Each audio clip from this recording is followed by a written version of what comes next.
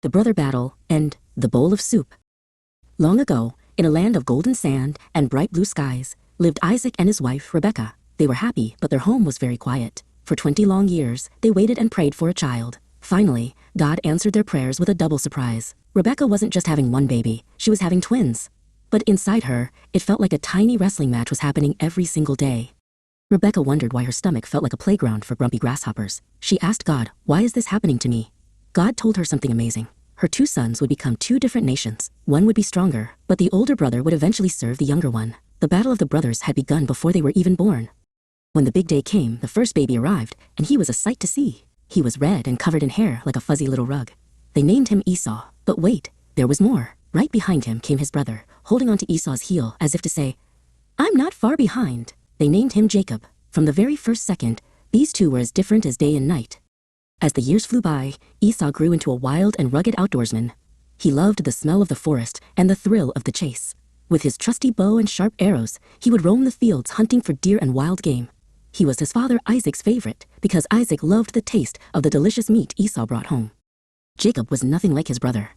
He didn't care for hunting or getting dusty in the fields. Jacob was a quiet man who preferred staying close to home, helping his mother near the tents.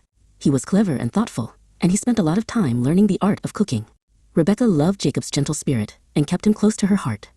One afternoon, Esau came staggering back from the fields. He had been hunting all day, but his stomach was growling louder than a hungry lion. He hadn't caught a single thing, and he felt like he was about to faint from hunger. Every step felt like a mile, and all he could think about was food.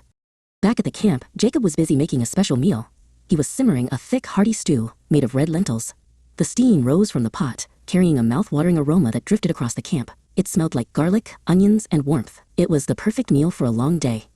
Esau smelled the stew and followed his nose straight to Jacob's tent. "Quick," Esau gasped. "Give me some of that red stuff. I'm starving to death." He didn't care about manners or the future. He only cared about his empty stomach. Jacob looked at his brother and saw an opportunity to get something he had always wanted. "I'll give you the stew," Jacob said calmly, "but first, you must sell me your birthright." In those days, the birthright was a huge deal. It meant the oldest son would get most of the family's riches and God's special blessing. But Esau grumbled, "What good is a birthright if I die of hunger?" So right then and there, Esau promised his future away for a single bowl of soup. Jacob gave his brother the bread and the lentil stew. Esau ate and drank until he was full. Then he got up and left. He didn't realize that he had traded something eternal for something that would be gone in an hour. Jacob now held the promise of the future. It's a reminder to us all.